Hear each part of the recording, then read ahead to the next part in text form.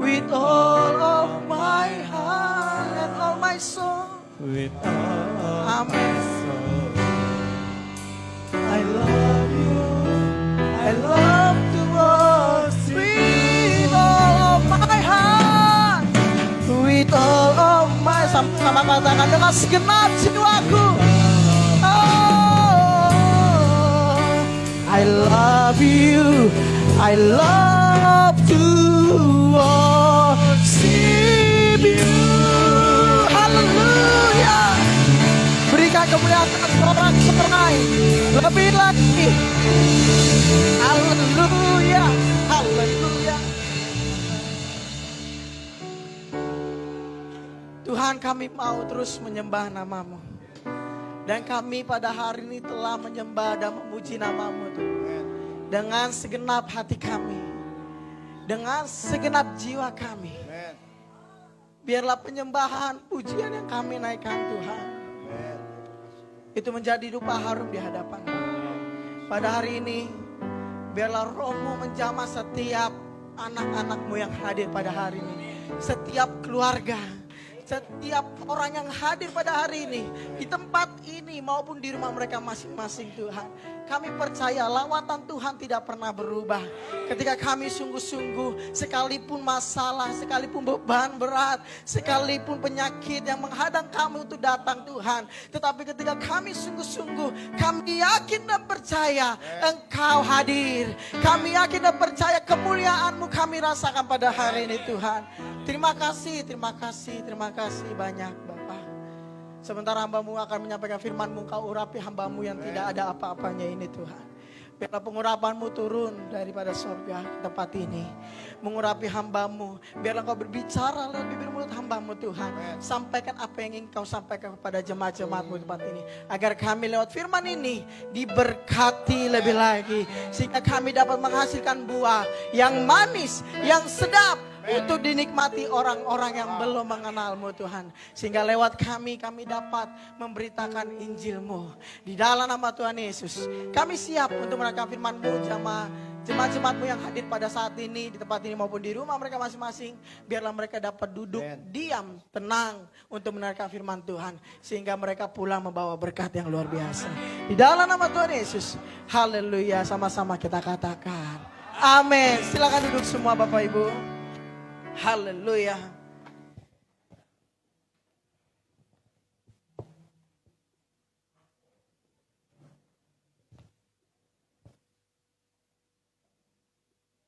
Shalom. Sudah siap untuk mendengarkan firman Tuhan? Shalom. Sudah siap? Iya, tamborin atau tamborin terus lain apa? Panji-panji silakan maju ke depan dulu. Jangan langsung di belakang.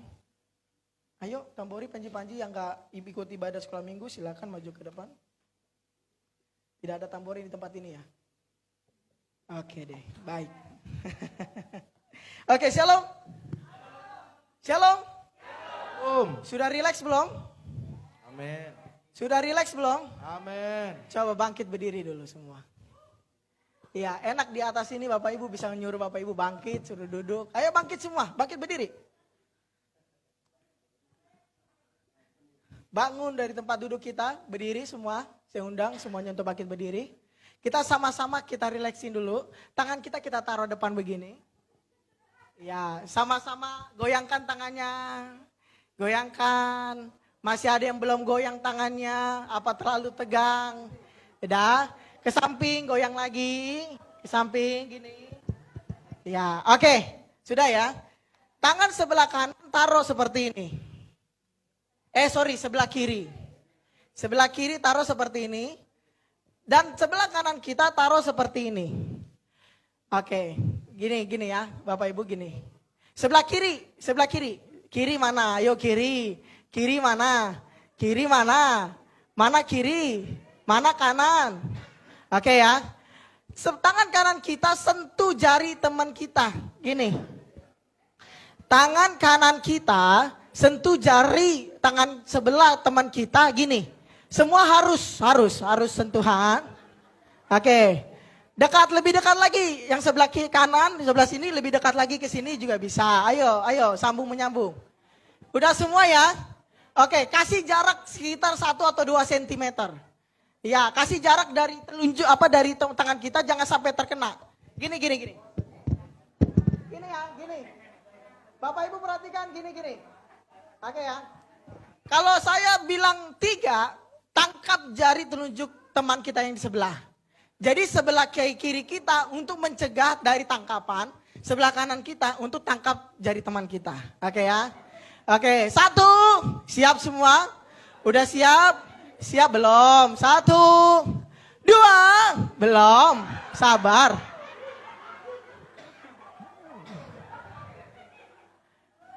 Ah, 1, 2, 3. Angkat tangan temannya yang kena, angkat coba. Oh banyak ya, masih banyak yang belum fokus ya. Sekali lagi, siap, 1. Siap semua, siap. 2.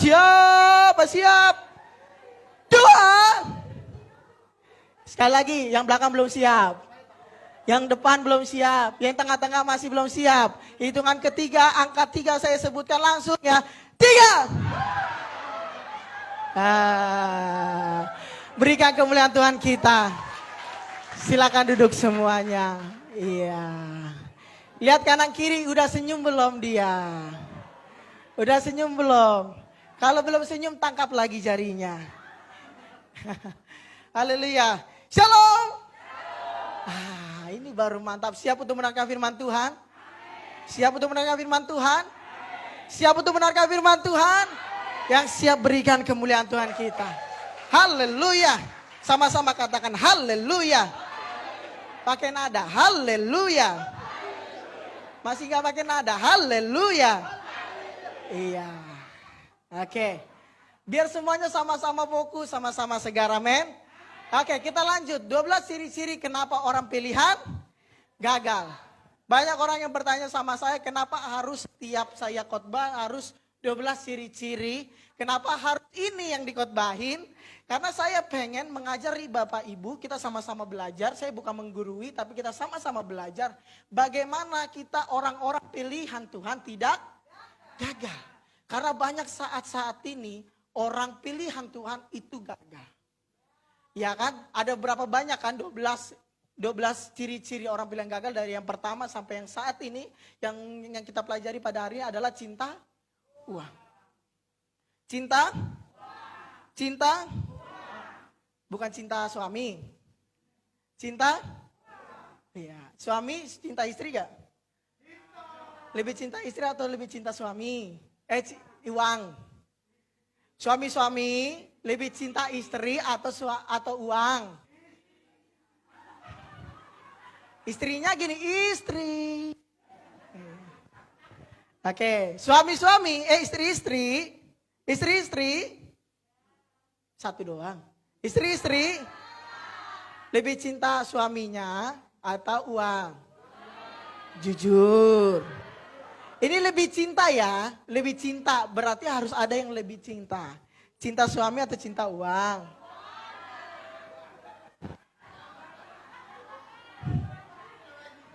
Gak bisa, harus lebih cinta mana, suami atau uang? Gini ngomongnya, suami dan uang, suang. Istri atau uang? Istri atau uang? Wow, Pak Arifin tulus, istri. Si Mega tadi bilang uang. Oke, kita baca dulu ayatnya. Next, oke, sama-sama kita baca 1 Yohanes 2 ayat 15 sampai 17. Jadi Bapak Ibu yang ada di sana lihat yang di belakang, yang di belakang depan lihat di sini, yang di pemain musik lihat yang di sini. Baca sama-sama. 1, 2, 3. Janganlah kamu mengasihi dunia dan apa yang ada di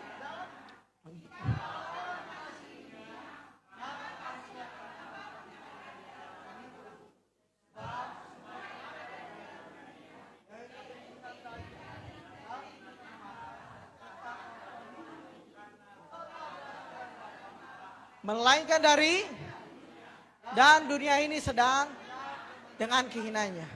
Tetapi orang yang tetap hidup Iya. Sekali lagi, dari tetap orang ya. 1, 2, 3. Tetapi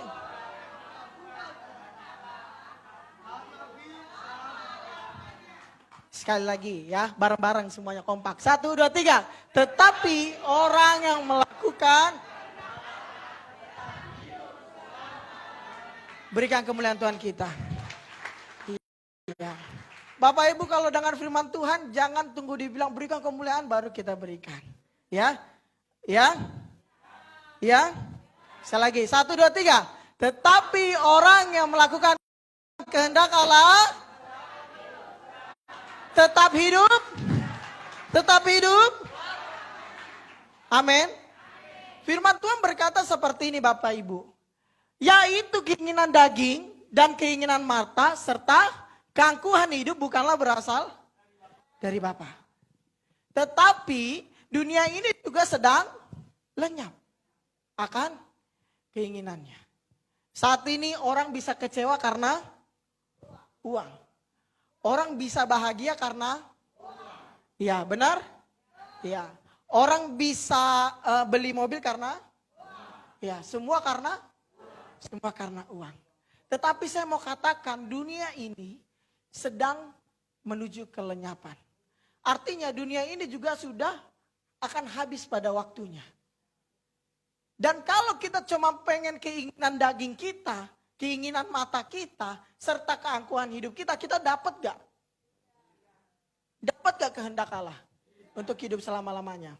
Tidak akan dapat. Karena apa? Hal itu berasal daripada Bapa, tetapi berasal daripada dunia. Saat-saat ini orang sedang mengejar uang dan uang. Dan itu sedang kalau minggu kemarin pagi saya katakan iblis sedang memanipulasi pikiran kita. Memanipulasi mata kita. Memanipulasi hati kita. Ya kan, oh yang penting kan saya datang ke gereja. Kalau saya nggak ibadah dengan sungguh-sungguh juga nggak apa-apa. Yang penting Tuhan tak lihat saya kok datang ibadah. Enggak. Sekarang saat itu nih, udah kamu datang aja ibadah, nggak usah kasih perpuluhan. Udah datang aja ibadah kasih persembahan gak usah. Itu buat gereja, memperkaya gereja. Udah gak usah. Yang penting kamu datang ibadah. Kata iblis seperti itu. Masuk akal gak? Masuk.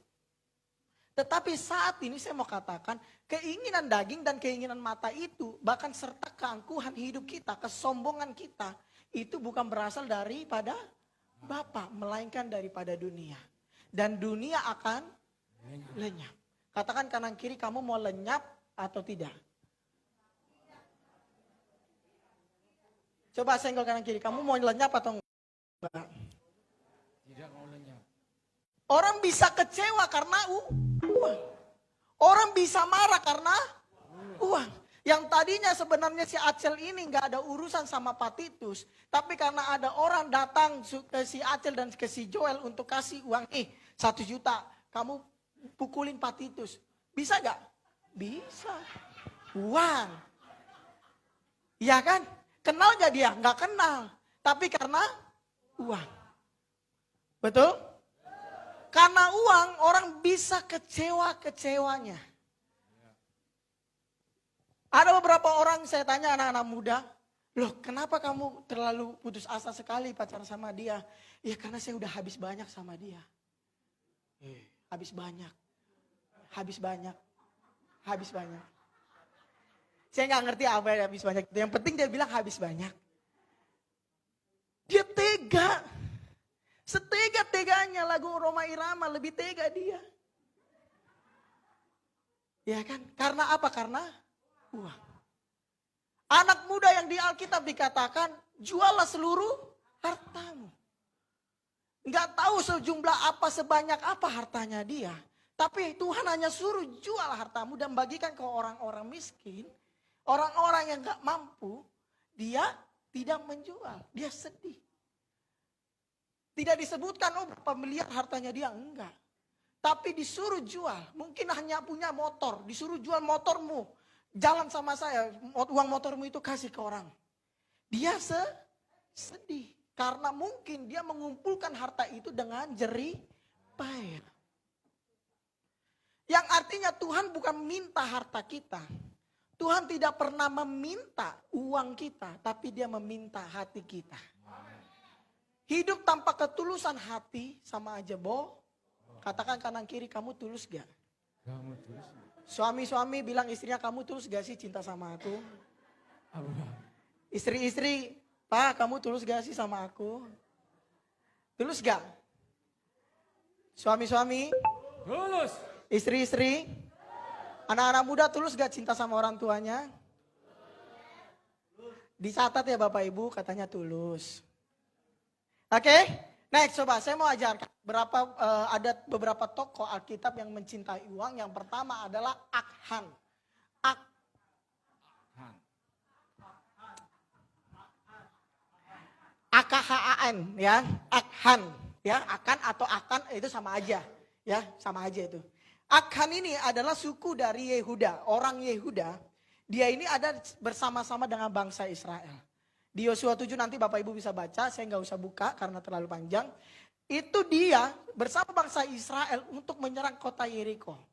Nah, satu pesan yang Tuhan bilang, jangan pernah ambil barang-barang berharga di sana kecuali emas dan perak untuk keperluan kemuliaan Tuhan. Itu yang Tuhan bilang. Namun si Akhan ini terlalu kalap atau gelap mata. Bapak Ibu melihat nih yang ada emas jatuh di pinggir jalan. Atau ada uang 10.000 jatuh di pinggir jalan. Bapak Ibu lihat kanan kiri gak ada orang. Bapak Ibu ambil gak? Ambil. Sama seperti Akhan. Iya kan? Mereka menang atas kota Yeriko. Wes, ku menang bersama Yesus Tuhan. Kata Akhan. Tapi dia lihat kanan kiri. Ih, si Joel ganteng banget. Gak ada yang punya lagi kan. Ih, ada emas. Ih, ada jubah bagus. Ku menang. Dia bilang seperti itu. Tetapi karena matanya terlalu gelap melihat yang namanya harta. Dia ambil. Dia umpatin, dia bawa. Dia masukkan ke kemah. Ditanam, dimasukkan ke kemah. Dan dia ketika bangsa Israel mau berperang kembali melawan bangsa yang paling kecil daripada kota Yeriko. Mereka terpukul kalah. Karena apa? Karena ada satu orang yang tidak ikut aturan Tuhan. Karena ada satu orang. Hofni dan Pinehas. Dia adalah anak hakimnya Eli. Di 1 Samuel 2 dan 4. Di sana dikatakan Eli ini adalah hakim yang paling tinggi. Dulu gak ada raja. Raja itu setelah Eli baru ada raja. Dulu ini si hakim Eli ini punya anak yang namanya Hofni dan Pinehas. Sedikit saya kupas. Anak-anak Eli ini adalah imam-imam di sana.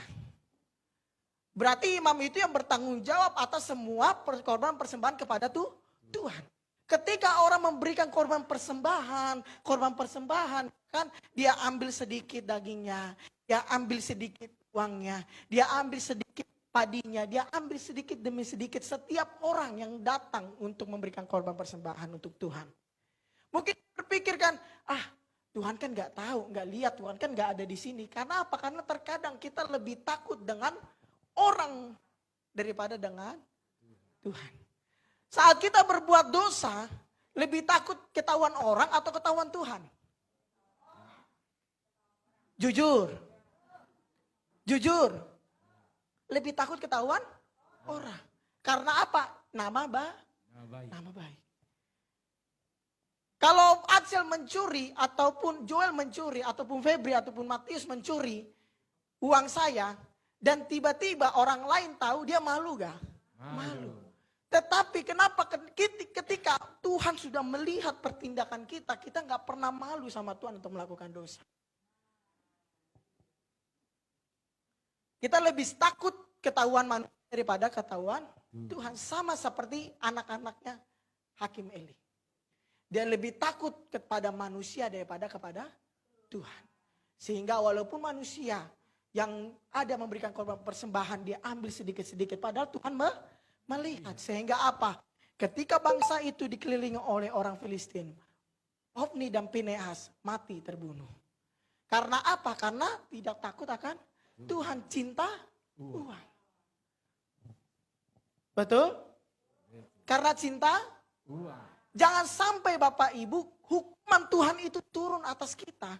Baru kita bilang, Tuhan Ampuni saya menyesal. Jangan sampai ekonomi kita anjlok ke bawah baru kita bilang, Tuhan aku mau jujur sama Engkau. Tuhan aku mau terbuka dengan Engkau. Jangan sampai anak-anak kita pergi meninggalkan Tuhan baru kita bilang, aduh saya menyesal saya enggak buat dia gereja. Aduh saya menyesal saya melarang dia untuk gereja. Aduh saya menyesal. Jangan sampai hal itu terjadi. Makanya Bapak Ibu kalau dengar firman Tuhan jangan tutup telingamu. Jangan main handphone. Jangan tidur.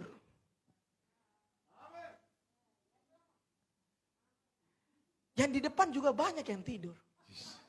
Jangankan di depan. Yang di depan juga banyak yang tidur. Banyak juga yang main handphone. Banyak juga yang ngobrol satu sama lain. Makanya saya mau katakan hari ini. Engkau dengar firman Tuhan. Remakan firman Tuhan itu. Dan ubah hidupmu akan firman Tuhan. Amin.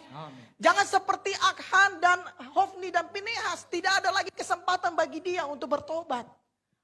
Bayangkan karena satu orang bangsa Israel dipukul kalah oleh warga yang lebih gak ada apa-apanya. Lebih kecil kotanya daripada kota Israel. Bangsa Israel.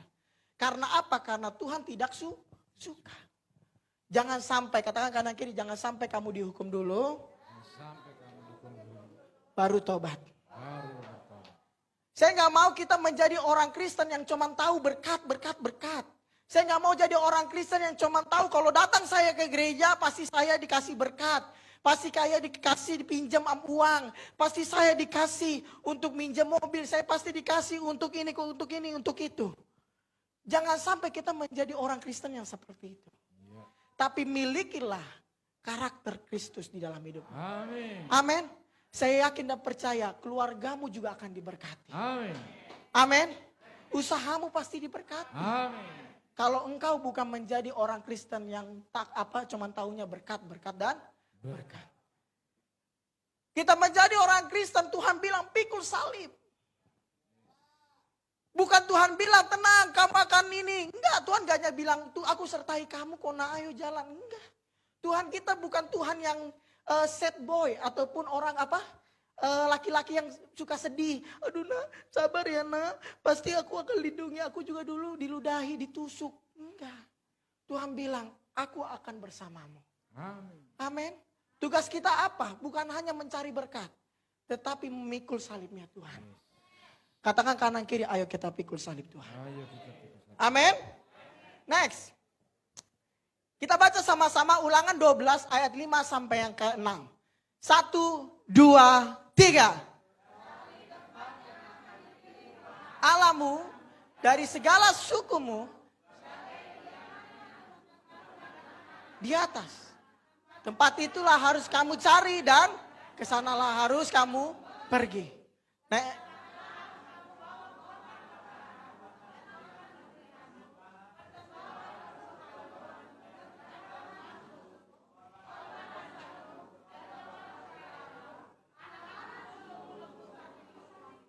Kambing domba. Firman Tuhan berkata, tetapi tempat yang akan dipilih Tuhan Allahmu dari segala sukumu sebagai apa? Kediamannya Tuhan. Untuk apa? Menegakkan apa? Nama Tuhan. Di tempat ini kita dipilih Tuhan, bukan sembarangan. Katakan kanan kiri, kamu di tempat ini. Kamu di tempat ini. Tuhan sudah suruh. Tuhan sudah suruh. Gak ada kebetulan untuk kita datang ke tempat ini. Gak ada kebetulan karena mungkin kita gak punya gereja saat ini. Mungkin cuma hanya transit dari Jakarta sampai nanti mau ke Bali lagi atau ke Sumba atau kemanapun. Tidak ada tempat yang Tuhan tidak pilih untuk kita. Makanya ada beberapa orang yang bersaksi, kamu udah tahu gereja ini dari mana? Dari Google Maps. Dari sosial media, dari ini, dari itu. Itu bukan berarti itu hanya keinginan dia, tetapi Tuhan sudah tetapkan. Katakan, kamu sudah ditetapkan Tuhan. Kamu sudah ditetapkan Tuhan. Bilang lagi, kamu jangan keluar dari gereja. Kamu jangan keluar dari. Karena apa? Ketika kita sudah bertumbuh di dalamnya, ya Bapak Ibu, ketika kita sudah bertumbuh di dalamnya, ketika kita mau keluar, belum tentu kita bertumbuh di tempat lain. Karena apa? Firman Tuhan yang bilang, tempat yang akan dipilih itu Tuhan. Tempat itulah yang harus kamu cari. Di mana ada Tuhan itu pasti bertumbuh. Makanya jangan bilang, aduh saya nggak bertumbuh. Tapi kita lihat sekeliling kita, oh dia bertumbuh ya. Kita lihat, oh si Aceh kok bertumbuh badannya ya. Ya saya enak kalau ngeledekin Acel. Karena nggak ada Bu Esther ya. Kok si Bugem kok bertumbuh ya makin cantik ya. Iya kan. Kok Marcel Pardosi bisa melayani Tuhan ya. Kok Erik juga bisa melayani Tuhan ya. Kok saya enggak. Apa saya bukan di sini tempatkan? Tidak. Kalau tanah itu subur. Kalau kita tidak bertumbuh yang salah siapa? Diri sendiri. Diri sendiri. Kau pilih untuk keluar dari pelayanan, engkau yang pilih sendiri untuk berhenti melayani Tuhan. Berarti jangan pernah salahkan Tuhan, kenapa aku gak bertumbuh di tempat ini. Engkau yang tahan dirimu untuk tidak melayani Tuhan. Jangan bilang Tuhan aku gak bertumbuh di tempat ini. Disuruh pelayanan, aduh enggak Pak Gem, yang lain aja. Si Joel aja, ya kan. Terkadang kita sering seperti itu. Tapi saya mau katakan tempat yang Tuhan pilih. Di apa? Ayat yang ke-6 dikatakan. Kesanalah harus kamu bawa korban bakaran. Dan korban sembelihanmu. Apalagi persembahan persepuluhanmu. Dan apa? Persembahan khususmu. Terus.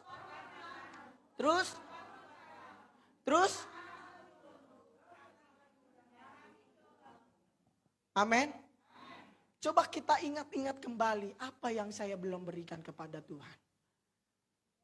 Ketika kita menerima berkat, sebelum kita menerima berkat, mungkin kan di sini dikatakan korban nazarmu. Mungkin kita bilang sama Tuhan, kalau aku dapat berkat ini, biarlah nazar ini aku akan lakukan kepada Tuhan.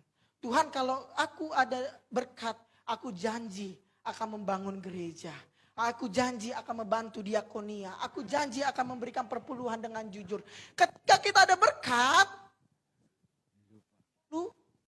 Karena apa? Karena cinta.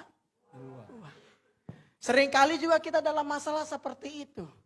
Aduh Tuhan, masalahku berat. Anak sekolahku belum bayar uang. Buang sekolah. Terus kita cuma minta sama Tuhan. Tuhan berkati aku. Kirimkan berkat hari ini juga. Hari ini ya juga. Hari ini. Jangan lewat ya Tuhan, hari ini, tanggal 15 Mei, hari ini, 2020. Seringkali kita memaksa Tuhan untuk memberikan berkat. Pernah gak kita bilang, Tuhan, buat aku tenang? Pernah? Di tengah masalah yang begitu berat kita bilang, Tuhan, buat aku tenang. Pernah? Pernah gak? Yang pernah katakan amin. Banyak, tadi dikit. Saya kira dikit serius, saya kira dikit loh, ternyata banyak. Yang tidak pernah minta ketenangan dari Tuhan katakan amin. Yang jujur masuk surga. Gak apa-apa, tetapi dengar firman Tuhan kita minta ketenangan. Amin. Lalu apa sih, next coba, apa sih persepuluhan itu? Saya mau katakan persepuluhan itu benih. Silakan pemain musik, taruh. Ya pemain musik kita lemah gemulai memang, agak lama kan ya. Kalah pemain tamborin tadi, lama-lama dia. Oke, silakan ditaruh. Acel mau jualan katanya. Oke, Bapak Ibu, di sini saya ada dolar. Iya, yang dolar matanya, wih dolar. Nah, ini ada saya mau kasih tahu beberapa hal yang mesti kita siapkan kita. Yang pertama, ini yang saya pelajari ya Bapak Ibu, yang saya pelajari dan saya terapkan dalam hidup saya. Yang pertama kita harus apa? Giving God. Atau berikan kepada Tuhan. Yang berikan kepada siapa? Tuhan. Lalu yang kedua, saya selalu berikan kepada diri saya. Giving self. Oke? Paham? Yang pertama apa? Tuhan. Giving God atau berikan kepada Tuhan. Yang ketiga, giving seed ya, atau memberkati orang. Karena firman Tuhan berkata diberkati untuk Memberkati. Oke, giving set. Nah, satu lagi mana? Oh, jatuh situ ya. Oke, sebentar. Nah, lalu setelah kita memberkati orang lain, kita perlu menyimpan uang kita. Betul gak? Betul, taruh di sini. Lalu setelah kita simpan uang kita di tabungan, di ATM, di koperasi dan lain-lainnya. Lalu kita mesti investasi. Terserah mau kemana, mau beli apa untuk investasi kita. Biar yang bisa dijual itu lebih mahal lagi. Kita taruh di sini. Oke? Nah di sini saya ada $100. Wih $100 nih. 100.000 Bapak Ibu. Iya. Ini ada 100.000. Kalau saya pun dapat uang ini 100.000 karena mungkin gaji saya satu hari 100.000. Saya udah tanya, kamu dapat sehari berapa? Oh saya mah kalau nggak 100.000 ya 125. Kalau rajin 150. Kalau lembur 170. Terus kalau ya orang-orang yang Grab, yang Gojek, yang Shopee Food dan lain-lainnya saya tanya, kamu biasa berapa sehari? Sehari mah cepet ada. Jadi saya ambil paling kecil 100.000 satu hari. Bukan 1 bulan, 100 hari. Kita belajar taat dulu 1 hari kalau kita dapat 100.000 yang kita kasih kepada Tuhan berapa persen? 10%. Berapa persen? 10%. Berarti 10.000. Oke. Nah, terus apa lagi? Diri sendiri dulu. Berkati diri sendiri, puaskan diri sendiri dulu. Kita tabung untuk masa depan. Untuk anak-anak. Ya kan? Untuk beli rumah, untuk beli apapun itu, untuk give self. Memberkati diri sendiri dulu, kita tabung 10.000, 10%. Kita taruh. Lanjut lagi, apa lagi? Giving. Memberkati orang lain, giving seed, ya kan? Memberkati siapa? Orang tua, anak-anak muda nih. Saya mau ajarkan kita harus memberkati orang tua kita juga. Anak muda? Yang udah kerja anak muda? Iya. Kita harus berkati juga orang tua kita. Jangan habis di sini. Di sini nggak ada, habis di sini. Tapi kita juga harus memberkati orang lumpuh, orang buta ataupun yang lain-lainnya yang pokoknya berkekurangan, orang miskin yang tidak bisa makan, pengamen di jalanan ataupun orang tua kita, bahkan gereja.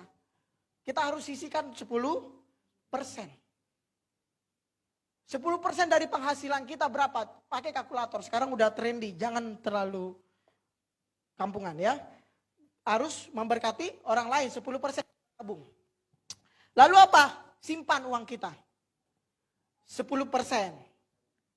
tabungan. Untuk apa? Ya untuk bayar rumah, untuk apa lagi? Bayar listrik, atau kontrakan dan lain-lainnya. Itu di tabungan, bisa jadi seperti itu. Karena di sini sudah kita tabung untuk diri sendiri dan masa depan. Oke, setelah itu kita harus investasi juga. Karena apa? Tabungan ini bertambah gak? Tidak, dia tetap harganya kalau 10.000 kita tabung, kita ambil 10.000.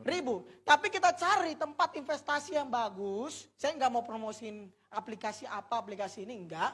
Tapi kita investasi, cari mana yang oke. Atau kita beli apa, beli sepatu. Beli sepatu bisa gak dijual lebih mahal lagi? Ada, kita cari seri yang lebih mahal. Kita tabung 10%. Sisa berapa kalau 5 ini? 50.000. Masih ada gak? Masih ada. Kalau kita terapkan dulu 5 ini, 10, 10, 10, 10, 10, 10, 10. Ini buat makan satu hari cukup gak? Saya rasa cukup. Ya kan, makanya jangan di Yoshinoya, jangan. Jangan di Ayam Abah, jangan. Jangan di mana? Jangan di tempat-tempat yang mahal. Makanya di mana? Di mie ayam Bu Hani 10.000. Ya kan? Atau 20.000-nya masak nasi, beli somainya Pak Ocun. Bisa. Enak loh pakai nasi loh somai loh. Saya pernah coba.